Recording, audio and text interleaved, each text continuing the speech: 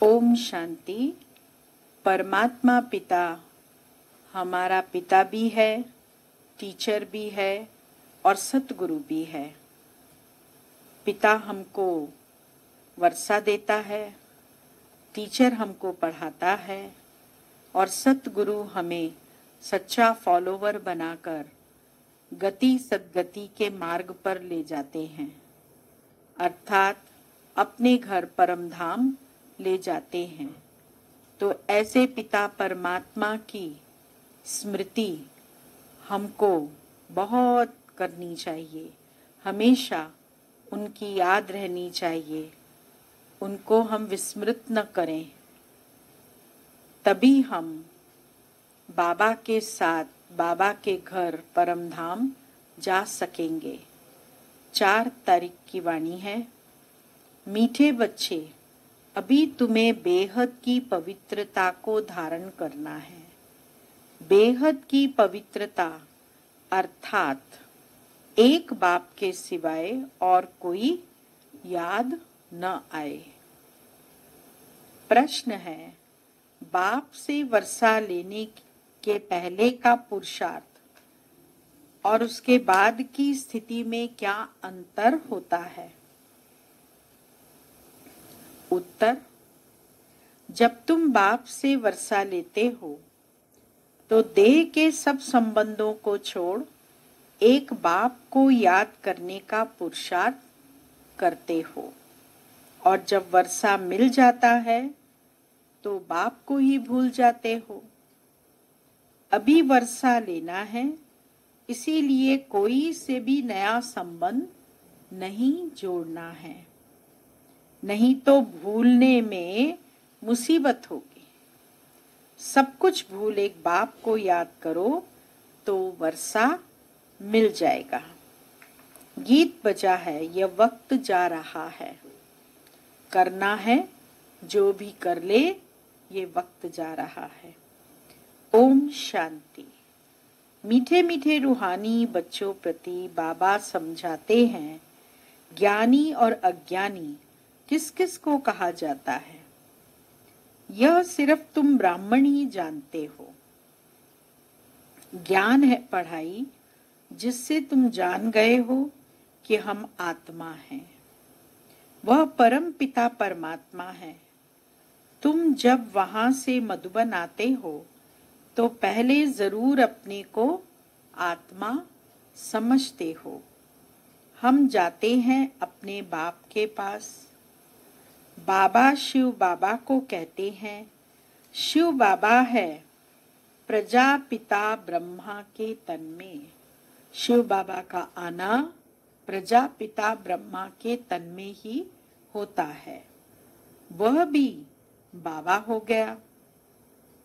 तुम घर से निकलते हो तो समझते हो हम बाप दादा के पास जाते हैं। तुम चिट्ठी में भी लिखते हो बाप दादा, शिव बाबा, ब्रह्मा दादा। हम बाबा के पास जाते हैं, बाबा कल्प कल्प हमसे मिलते हैं। बाबा हमको बेहद का वर्षा देते हैं, बेहद पवित्र बनाए।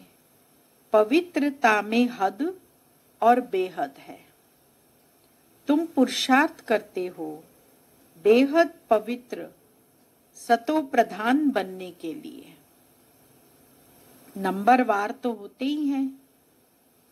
बेहद पवित्र अर्थात सिवाय एक बेहद के बाप के और कोई की याद न आए। वह बाबा बहुत मीठा है, ऊंचते ऊंच है भगवान, और बेहद का बाप है, सभी का बाप है। तुम बच्चों ने ही पहचाना है बेहद का बाप सदैव भारत में ही आते हैं। आकर क्या कराते हैं? आकर बेहद का सन्यास कराते हैं। सन्यास भी मुख्य है ना, जिसको वैराग्य कहा जाता है। बाप सारी पुरानी छीछी दुनिया से वैराग्य दिलाते हैं। बच्चे, इनसे बुद्धि का योग हटा दो। इनका नाम ही है नरक दुख धाम। खुद भी कहते रहते हैं, कोई मरते हैं तो कहते हैं स्वर्गवासी हुआ। तो नरक में था ना, यहाँ नरक है तो नरक में था व्यक्ति, तब तो मरने के बाद स्वर्ग में गया, तब तो हम कहते स्वर्गवासी हुआ। अभी तुम समझते हो यह जो कहते हैं वह भी रॉन्ग है। बाप राइट बात बताते हैं। स्वर्गवासी बनने के लिए अभी ही पुरुषार्थ करना चाहिए। स्वर्गवासी बनने लिए भी सिवाय बाप के और कोई पुरुषार्थ करा न सके। तुम अभी पुरुषार्थ कर रहे हो। 21 जन्मों के लिए स्वर्गवासी बनाने वाला है बाप। उनको कहा ही जाता है हेवनली गॉड फादर। खुद आकर कहते हैं, बच्चों हम पहले तुमको शांति धाम में ले जाऊंगा। मालिक है ना, शांति धाम जाकर फिर आएंगे सुख धाम में पार्ट बजाने। हम शांति धाम जाएंगे तो सब धर्म वाले शांति धाम जाएंगे। हमारे पीछे पीछे सब धर्म वाले फिर वहां जाएंगे। बुद्धि में यह सारा ड्रामा का चक्र फिरता रहता है। हम सब जाएंगे शांति धाम, फिर हम ही पहले आकर बाप से वर्षा पाते हैं। जिससे वर्षा पाना होता है उनको याद जरूर करना है। बच्चे जानते हैं वर्षा मिल जाएगा तो फिर बाप की याद भूल जाएगी। वर्षा बहुत सहज रीति मिलता है। बाप सन्मुख कहते हैं, मीठे बच्चों तुम्हारे जो भी देह के संबंध हैं सब भूल जाओ। अभी कोई भी नया संबंध नहीं जोड़ना है। अगर कोई भी संबंध जोड़ेंगे तो फिर उनको भूलना पड़ेगा। पहले ही संबंध जुड़े हुए हैं तो उनको भूलना कितना मुश्किल होता है, और नए संबंध जोड़ेंगे तो फिर और भी मुश्किल हो जाएगा भूलना। समझो बच्चा व बच्ची पैदा हुए तो वह भी मुसीबत हुई, एक्स्ट्रा याद बढ़ी ना। बाप कहते हैं सबको भूल एक को ही याद करना है। वही हमारा माता पिता टीचर गुरु आदि सब कुछ है। एक बाप के बच्चे हम भाई बहन हैं। चाचा मामा आदि का कोई संबंध नहीं। यह एक ही समय है जबकि भाई बहन का संबंध ही रहता है। ब्रह्मा के बच्चे शिव बाबा के बच्चे भी हैं तो पोत्रे पोत्रियां भी हैं। यह तो पक्का बुद्धि में याद आता है ना। नंबरवार पुरुषार्थ अनुसार सुदर्शन चक्रधारी तुम बच्चे चलते फिरते बनते हो। तुम बच्चे इस समय चैतन्य लाइट हाउस हो। लाइट हाउस क्यों कहा बाबा ने? क्योंकि लाइट हाउस जो है शिप को रास्ता दिखाता है, लाइट फेंकता है और उसको मार्ग प्रदर्शित करता है कि वो सही रास्ते पर आ रहा है। तुम्हारी एक आंख में क्या है? मुक्ति धाम, और दूसरी आंख में जीवन मुक्ति धाम है। वह लाइट हाउस जड़ होते हैं, तुम हो चैतन्य। सबको परमात्मा का रास्ता दिखाने वाले हो। तुम्हें ज्ञान का नेत्र मिला है। तुम ज्ञानवान बन सबको रास्ता दिखाते हो। बाप भी तुम्हें पढ़ा रहे हैं। तुम जानते हो यह दुख धाम है।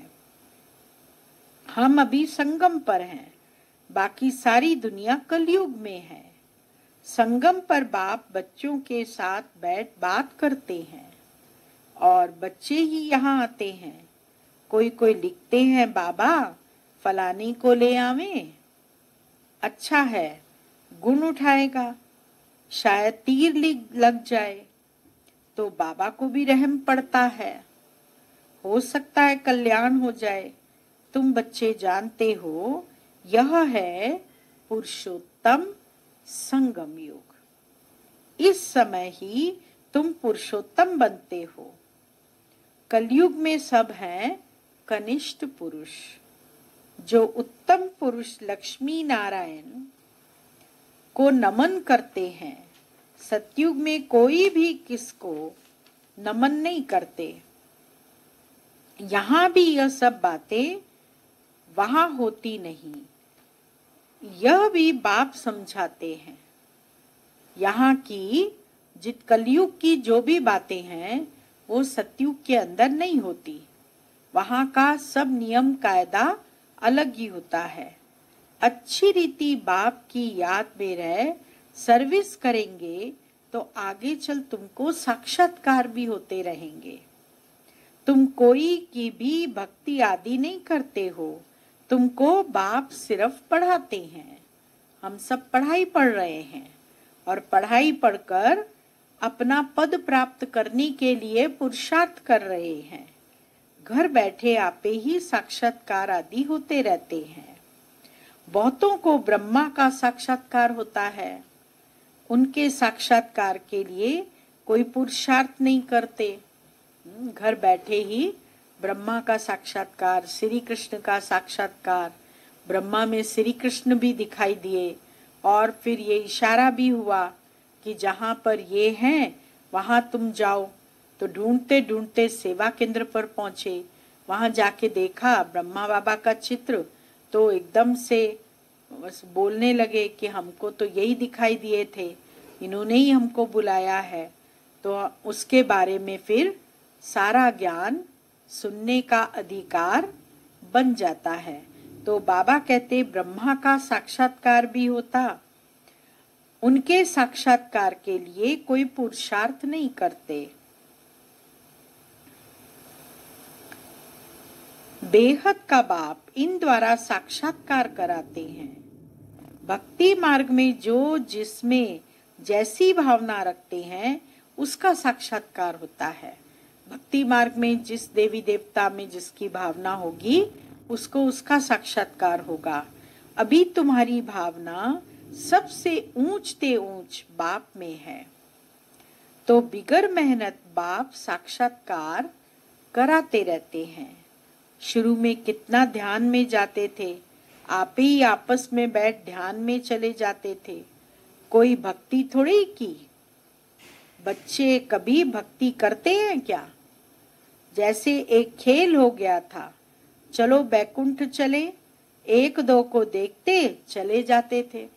पहले साक्षात्कार का बहुत पाठ चलता था ध्यान में जाने का, इसीलिए देखते देखते चले जाते थे। जो कुछ भी पास्ट हुआ फिर रिपीट करेंगे। तुम जानते हो हम ही एक धर्म के थे। सतयुग में पहले पहले यह धर्म है, इसमें बहुत सुख है। फिर धीरे धीरे कलाएं कम होती जाती हैं। जो सुख नए मकान में होता है वह पुराने में नहीं है। थोड़े समय के बाद वह भपका कम हो जाता है। स्वर्ग और नरक में तो बहुत फर्क है ना। कहाँ स्वर्ग, कहाँ ये नरक। तुम खुशी में रहते हो, यह भी जानते हो बाप की याद भी पक्की ठहरेगी। हम आत्मा हैं, यही भूल जाते हैं, तो फिर देह अभिमान में आ जाते हैं। यहाँ बैठे हो तो भी कोशिश करके अपने को आत्मा निश्चय करो, तो बाप की याद भी रहेगी। देह में आने से फिर देह के सब संबंध याद आएंगे। देह सहित देह के सब संबंधों को भूलना है। बाबा ने कहा जब देह में आते हैं तो सर्व संबंध याद आते हैं। यह एक लॉ है। तुम गाते भी हो, मेरा तो एक दूसरा ना कोई। बाबा हम बलिहार जाएंगे, वह अभी समय है, एक को ही याद करना है। आंखों से बल किसको भी देखो, घूमो फिरो, सिर्फ आत्मा को बाप को याद करना है।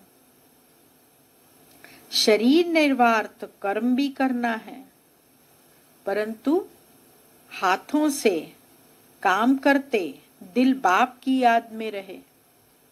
हथ काढ़े दिल आड़े, कहावत है कि हाथों से काम करो और दिल जो है वो बाबा में लगा रहे। आत्मा को अपने माशूक को ही याद करना है। कोई की किसी सखी से प्रीत हो जाती है तो फिर उनकी याद ठहर जाती है। फिर वह रग टूटने में बड़ी मुश्किलात होती है। अटैचमेंट हो जाता है तो फिर रग टूटने में बहुत मुश्किल हो जाती है। हर समय उस सखी की याद आती रहती है। पूछते हैं बाबा ये क्या है? अरे तुम नाम रूप में क्यों फंसते हो? एक तो तुम देह अभिमानी बनते हो और दूसरा फिर तुम्हारा कोई पास्ट का हिसाब किताब है। क्यों फंसे तुम नाम रूप में? क्योंकि एक तो देह अभिमान के कारण, दूसरा हमारा कोई पूर्व जन्म का हिसाब किताब है जिसके कारण उसके साथ अटैचमेंट हुआ। वह धोखा देता है। बाप कहते हैं इन आंखों से जो कुछ देखते हो उसमें बुद्धि न जाए। तुम्हारी बुद्धि में यह रहे कि हमको शिव बाबा पढ़ाते हैं। ऐसे बहुत बच्चे हैं जो यहाँ बैठे भी बाप को कभी याद नहीं करते। हाँ, यहाँ रहते हैं सेंटर पर, लेकिन फिर भी बाबा को याद नहीं करते। कई तो यहाँ बैठे भी याद में नहीं रह सकते हैं।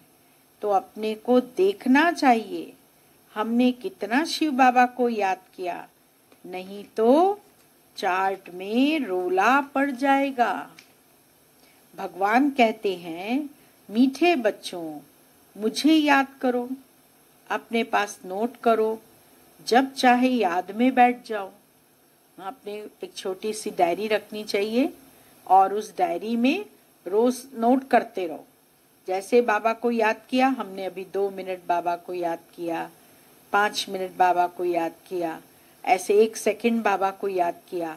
और फिर रात्रि के समय पोता मेल निकालो कि टोटल हमारा कितना बना, 1 घंटा बना, आधा घंटा बना, 4 घंटा बना, कितना समय हम बाबा की याद में रहे। जब चाहे याद में बैठ जाओ।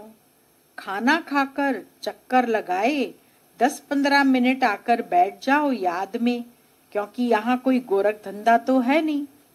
कहाँ के लिए बाबा कह रहे हैं? मधुबन के लिए, क्योंकि वहां तो कोई कामकाज रहता नहीं है। इससे बाबा कहते बच्चे कि कामकाज करो, भोजन करो, चक्कर लगाओ और बाबा की याद में आकर बैठ जाओ। क्योंकि यहाँ कोई गोरख धंधा तो है नहीं। फिर भी जो कामकाज छोड़कर आए हो वह कोई कोई की बुद्धि में आता रहता है।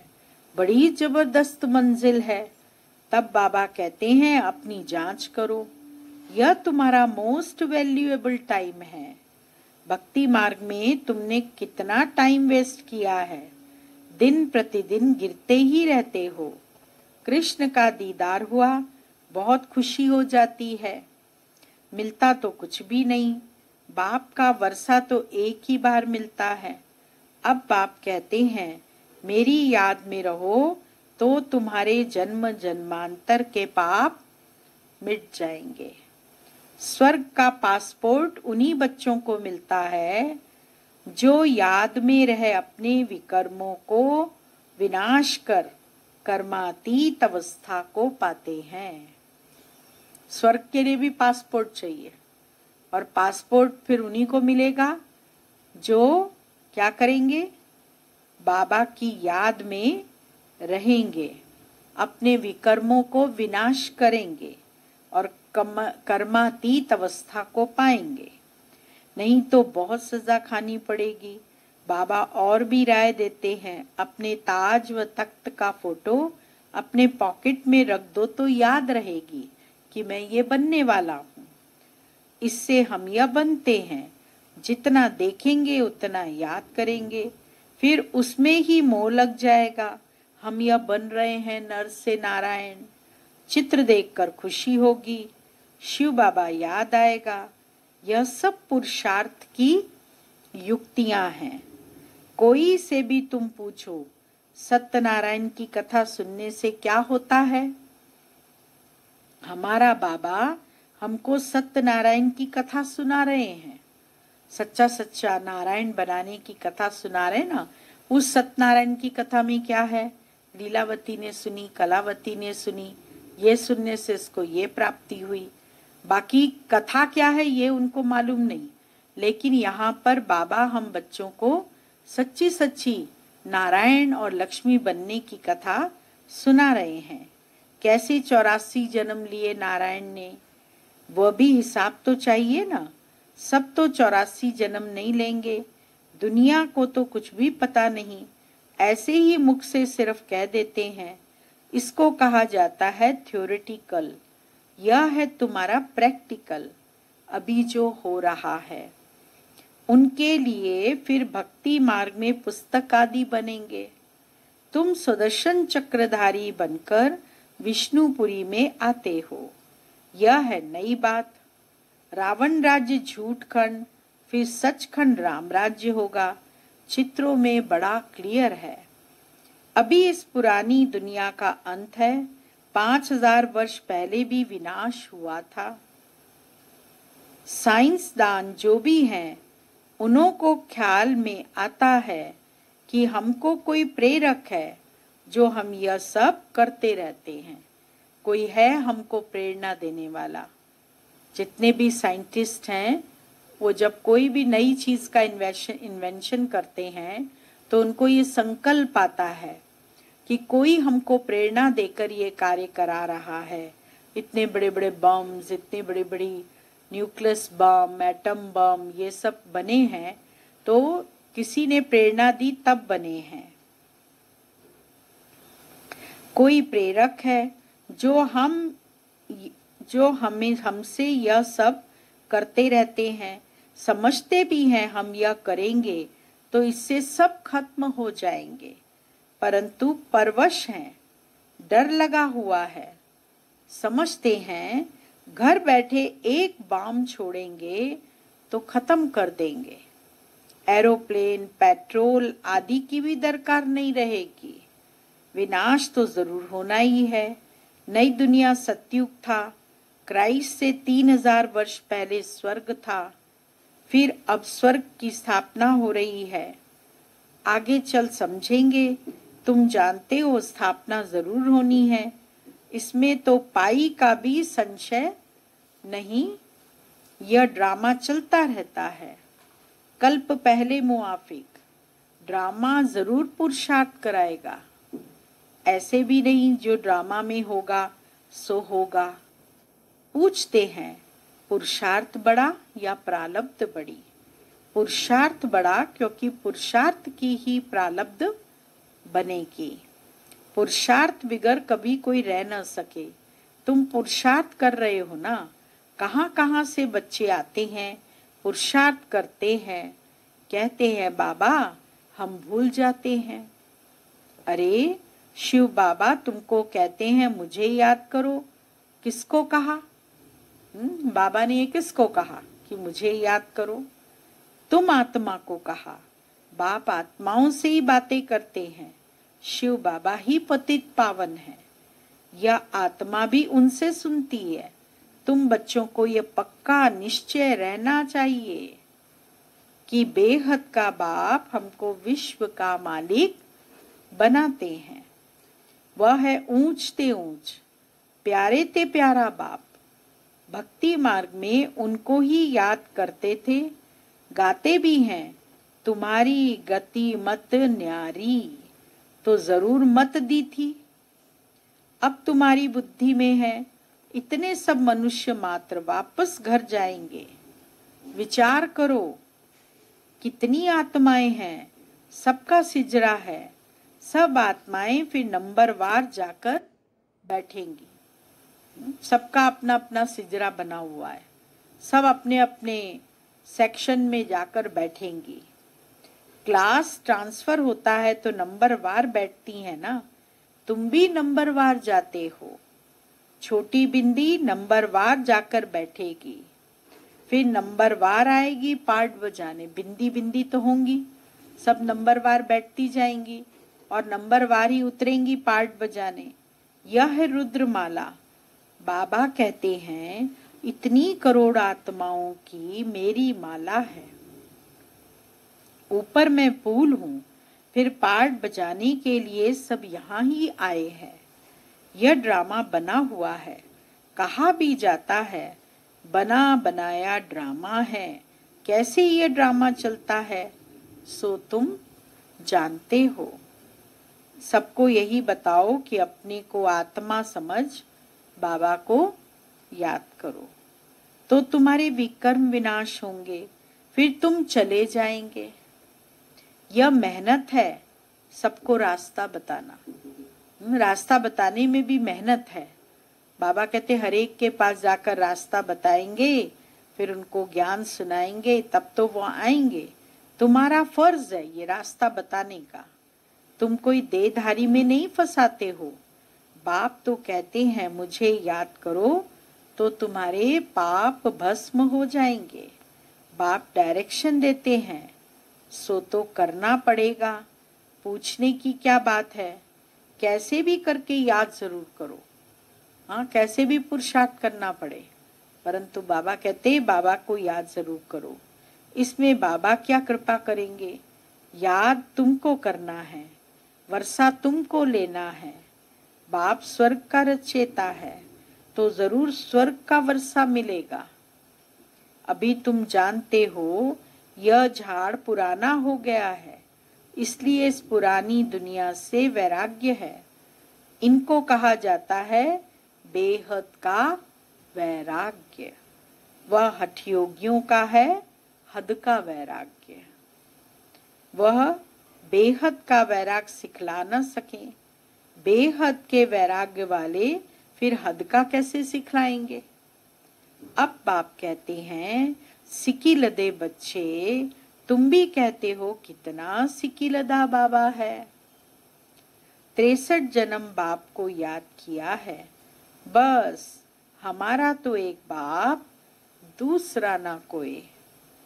अच्छा, मीठे मीठे सिकी लदे बच्चों प्रति मात पिता बाप दादा का याद प्यार और गुड मॉर्निंग।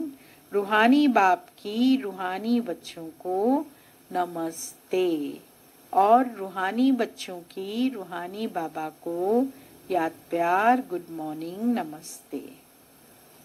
मुख्य सार है पहला पॉइंट, स्वर्ग में जाने का पासपोर्ट लेने के लिए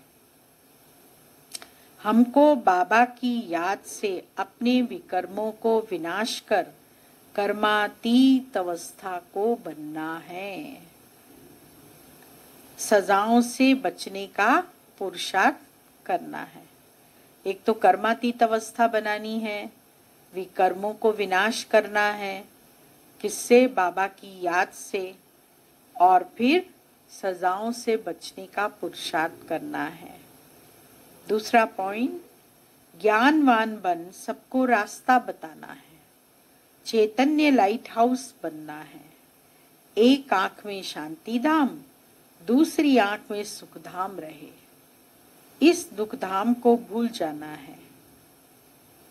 वरदान, अपने डबल लाइट स्वरूप द्वारा आने वाले विघ्नों को पार करने वाले तीव्र पुरुषार्थी भव।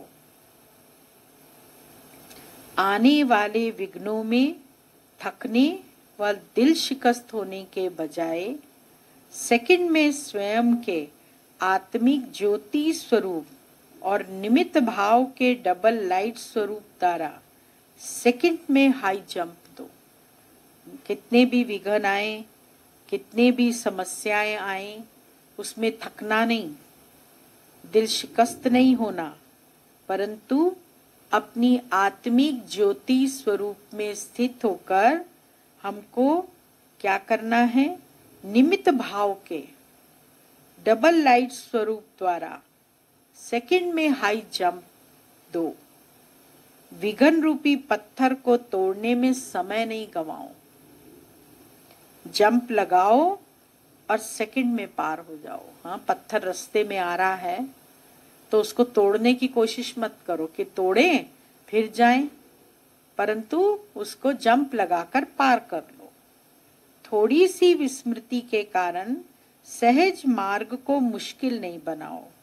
अपने जीवन की भविष्य श्रेष्ठ मंजिल को स्पष्ट देखते हुए तीव्र पुरुषार्थी बनो। जिस नजर से बाप दादा व विश्व आपको देख रही है, उसी श्रेष्ठ स्वरूप में सदा स्थित रहो। स्लोगन: सदा खुश रहना और खुशी बांटना, यही सबसे बड़ा शान है। क्या करना है?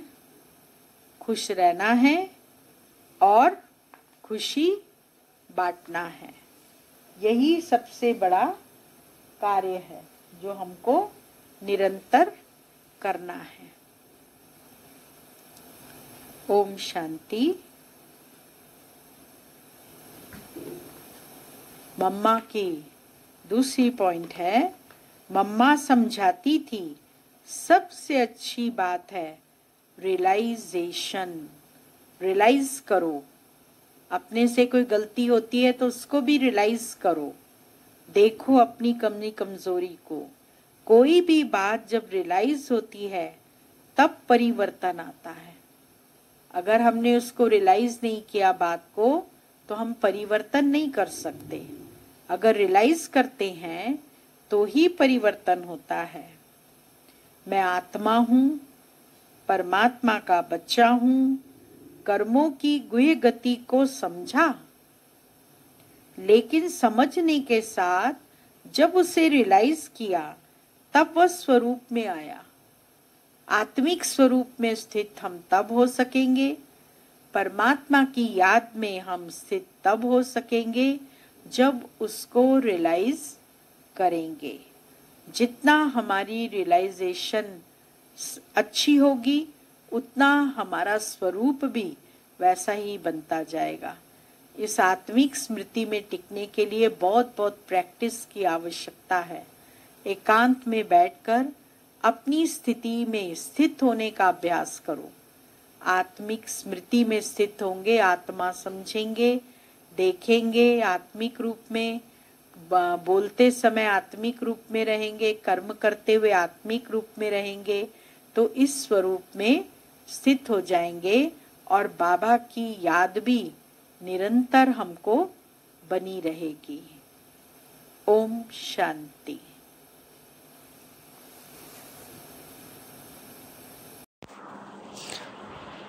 ओम शांति। विशेष सूचना है, हम सभी इन 2 जोन के भाई बहनों को फिर से ज्ञान रत्नों से भरपूर करने के लिए 5 जून को हम सभी के बीच जर्मनी की आदरणीय सुदेश दीदी जी लाइव क्लास कराने के लिए आ रहे हैं। 5 जून सुबह 9 से 10 के बीच ये क्लास रहेगा। इसका लिंक जल्दी ही आपको भेजा जाएगा, इसलिए सभी भाई बहनें इस क्लास का लाभ अवश्य लेंगे।